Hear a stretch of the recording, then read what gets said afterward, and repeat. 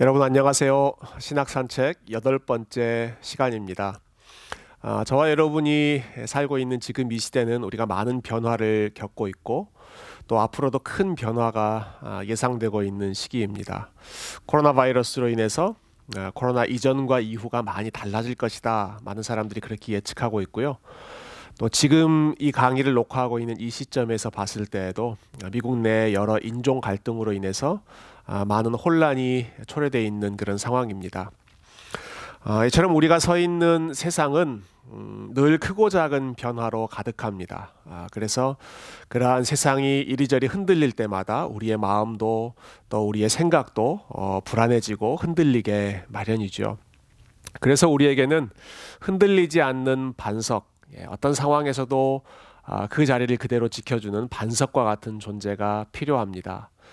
시편 102편은 우리에게 그러한 한결같은 분이 계시다고 말씀하고 있죠.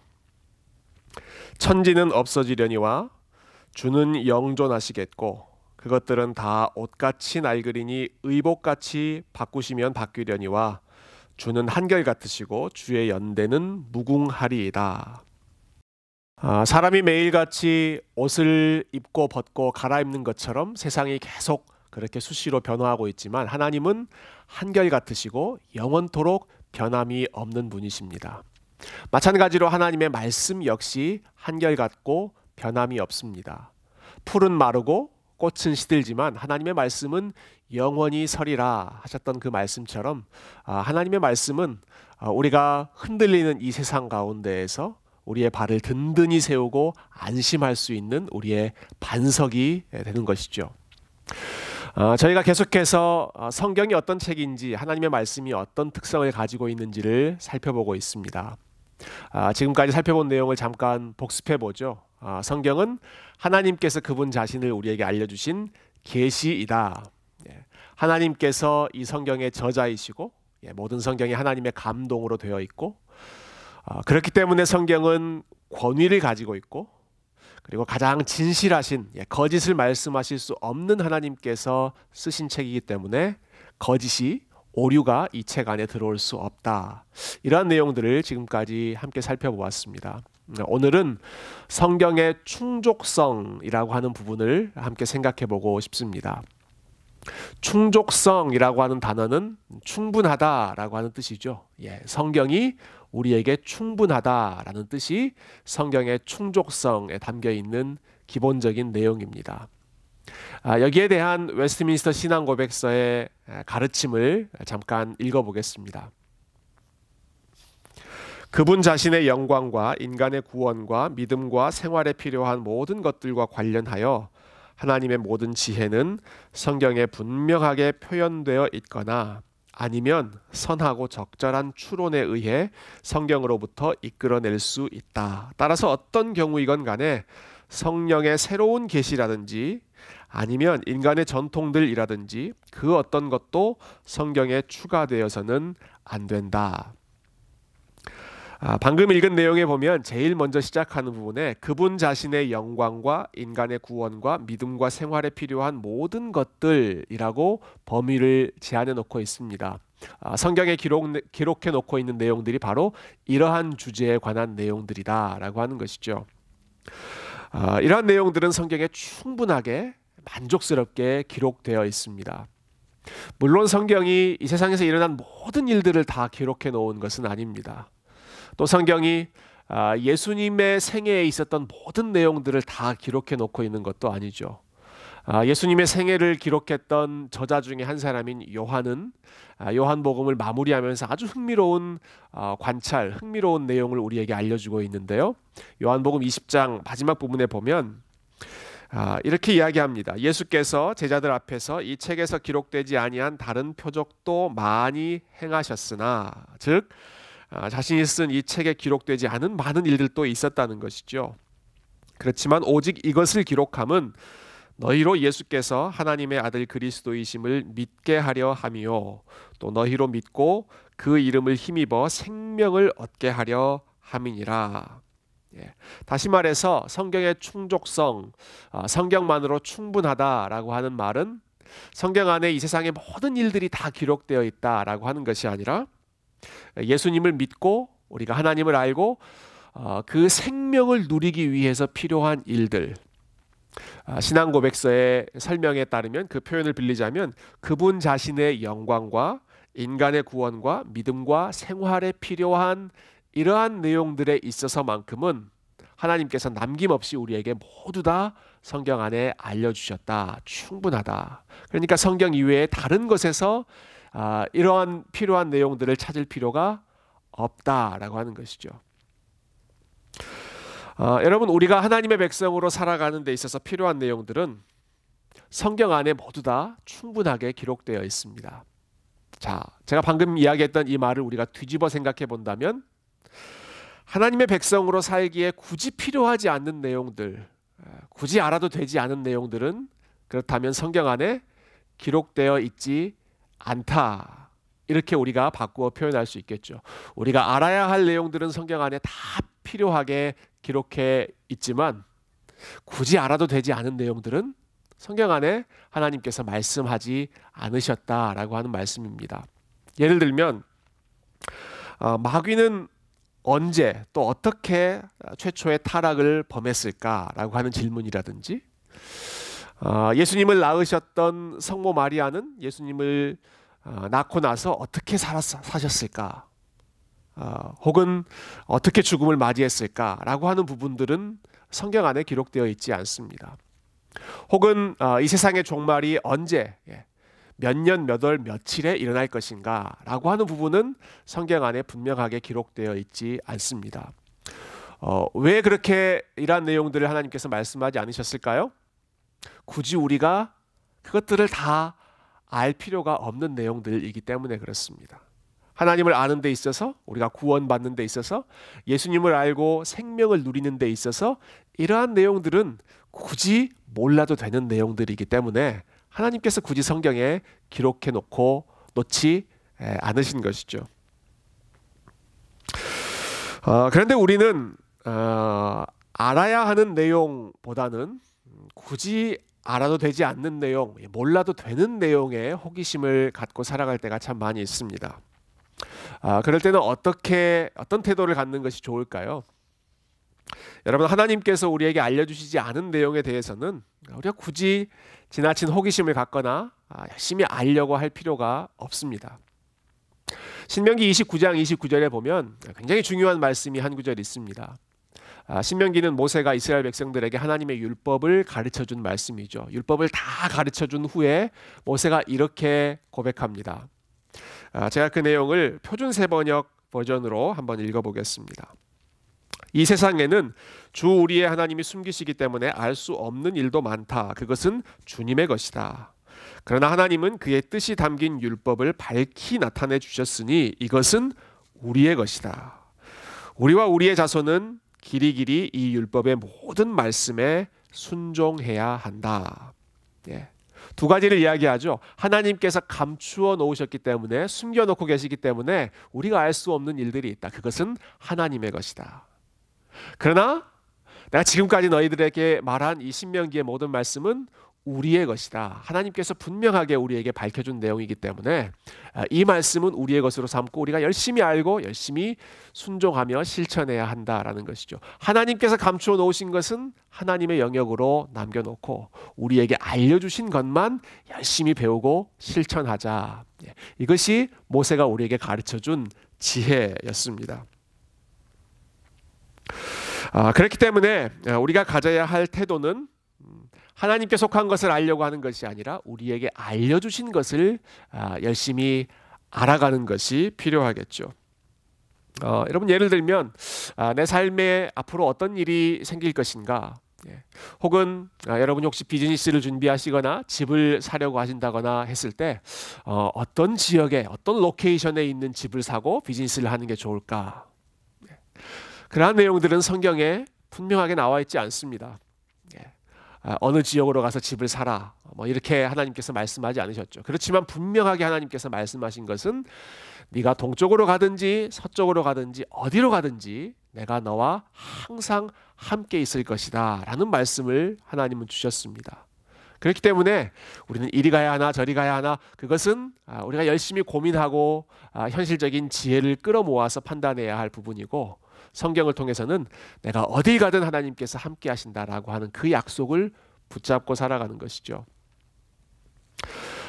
또 많은 분들이 내 삶에 대한 하나님의 뜻이 무엇일까, 하나님의 계획이 무엇일까라고 하는 부분을 놓고 많이 고민하십니다. 물론 우리가 기도하면서 구체적으로 하나님의 인도하심을 도움받아야 하는, 분별해야 하는 그러한 책임이 있지만, 이미 우리에게 알려주신, 분명하게 가르쳐주신 그러한 하나님의 뜻이 있습니다.